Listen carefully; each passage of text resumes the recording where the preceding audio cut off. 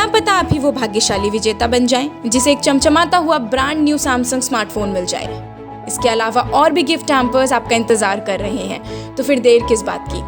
अभी हमारी YouTube channel को सब्सक्राइब करें, कमेंट करें, शेयर करें, हमारी वेबसाइट को विजिट करें और अपनी किस्मत चमकाएं। धन्यवाद।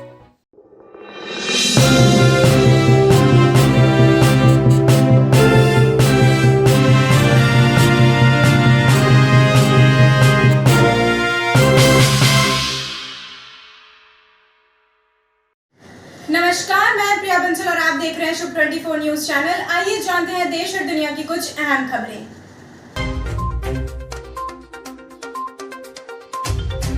G7 समिट में चीन पर चर्चा के वक्त बंद हुआ इंटरनेट। रूस में कोरोना ने पकड़ी रफ्तार। G7 समिट में पीएम मोदी ने दिया नया गुरु मंत्र। अब घर घर जाकर लगाया जाएगा कोरोना टीका। यूपी विधायक के बिगड़े बोल, नेहरू के कारण नहीं बना हिंदू राष्ट्र। ऑक्सीजन वेंटिलेटर से एम्बुलेंस तक के जीएसटी में कटौती। दिल्ली सरकार ने शिक्षकों के लिए खोला टीकाकरण केंद्र। बीएसएफ चिकित्सा प्रमुख को कोविड के कारण मौत। नीति आयोग ने कहा कारोबार और बढ़ाना होगा। राजनीतिक त्रिकोण को समझने में सफल रहे योगी। आइए अब जानते हैं खबरें विस्तार से। ब्रिटेन के कॉर्नवॉल में G7 समूह के सदस्य राष्ट्र के नेताओं की बैठक हुई। बैठक के दौरान कई अहम मुद्दों पर सदस्य देश के नेताओं ने चर्चा की है। एक रिपोर्ट में कहा गया है कि जब चीन की लेकर सदस्य देश समिट में चर्चा कर रहे थे, तब अचानक वह इंटरनेट बंद हो गया।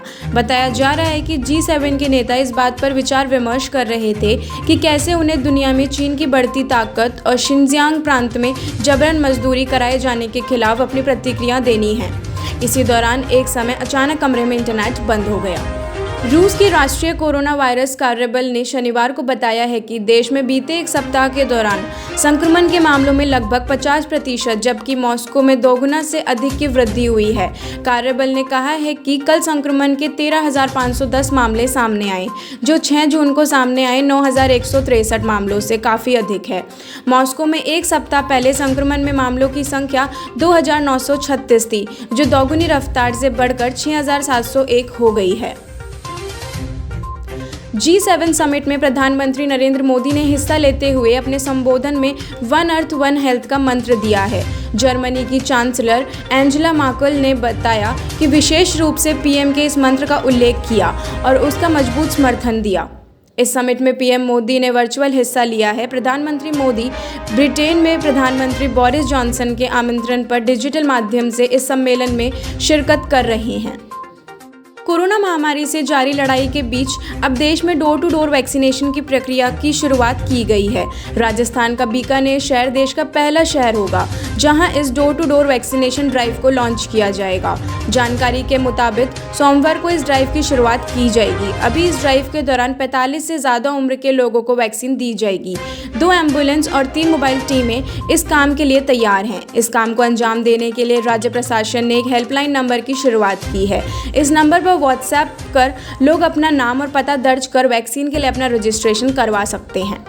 भाजपा के विधायक सुरेंद्र सिंह ने कांग्रेस को देश विभाजन के लिए जिम्मेदार ठहराते हुए शनिवार को दावा किया कि पंडित नेहरू बुज़दिल थे, वरना आज़ादी मिलने के बाद ही भारत हिंदू राष्ट्र घोषित हो जाता। बलिया जिले के बोरिया क्षेत्र में भाजपा विधायक सुरेंद्र सिंह ने शनिवार को अपने बयान का एक वीडियो जारी कर आरोप लगाया कि कांग्रेस की गंदी सोच के कारण भारत का विभाजन हुआ। उन्होंने कहा, बुज़दिल नेहरू प्रधानमंत्री नहीं रहते तथा देशद्रोही मानसिकता के कांग्रेसी नहीं होते तो आज़ादी मिलने के बाद ही भारत हिंदू राष्ट्र घोषित हो गया होता। शनिवार को जीएसटी काउंसिल की 44वीं बैठक में कई बड़े फैसले लिए गए। इन फैसलों का असर सीधा आम आदमी पर पड़ेगा। आज जीएसटी काउंसिल ने कोविड-19 के इलाज में काम आने वाली दवाइयों मसलन रेमडेसिविर, ऑक्सीजन कंसंट्रेटर तथा चिकित्सा ग्रेड ऑक्सीजन पर कर की दर में कटौती की है। हालांकि कोविड-19 के टीके पर कर की दर में 5% पर कायम रखा गया है। परिषद ने टोसिलिज़ुमाब और एम्फ्रोटेरेसिन पर कर की समाप्त करने का फैसला किया है। अभी इन पर 5% कर लगता था। दिल्ली सरकार ने अपने शिक्षकों एवं उनके परिजनों के लिए एक समर्पित टीकाकरण केंद्र की स्थापना की है।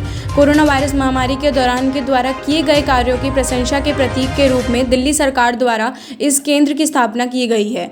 करीब 10 दिन पहले शिक्षा निर्देशालय ने कहा था कि दिल्ली सरकार के स्कूल के शिक्षकों को तत्काल आधार पर टीका लगाया जाना चाहिए, क्योंकि कोविड-19 महामारी के दौरान वे अग्रिम मोर्चे के कर्मियों के तौर पर काम कर रहे हैं। सीमा सुरक्षा बल के चिकित्सा विभाग के प्रमुख डॉक्टर नवीन राम की शनिवार को कोविड के बाद की जटिलताओं के कारण मृत्यु हो गई। वे 63 वर्ष के थे। अधिकारियों ने यह जानकारी दी। उन्होंने बताया कि महानिरीक्षण रैंक के अधिकारी कोविड के बाद स्वास्थ्य संबंधी जटिलताओं के चलते 1 महीने में अधिक समय तक मध्य दिल्ली के एक निजी अस्पताल में भर्ती थे। उन्होंने बताया कि राम ने कोविड टीके की दोनों खुराकें। नीति आयोग के मुख्य कार्यकारी अध्यक्ष अमिताभ कांत ने शनिवार को कहा कि कोविड-19 महामारी के बाद पुराने ढर्रे से काम नहीं चलेगा, बल्कि कारोबार में आसानी के लिए और अधिक सरलता लानी होगी। उन्होंने कहा कि कारोबार की सुगमता के लिए मौजूदा नियमों के चक्रव्यूह को काटकर नियमों की सरल बनाने की जरूरत है।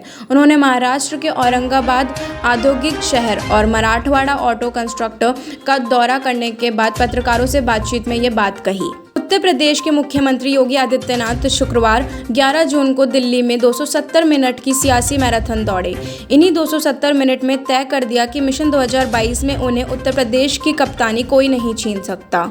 ऐसे में 11 जून को योगी ने दिल्ली में बीजेपी के कहावर नेताओं से बैठकों की थी। उन्होंने टोटल 270 मिनट तक सबसे मुलाकात की। अब यही 270 मिनट राजनीतिक गलियारों में चर्चा का विषय बन गए हैं।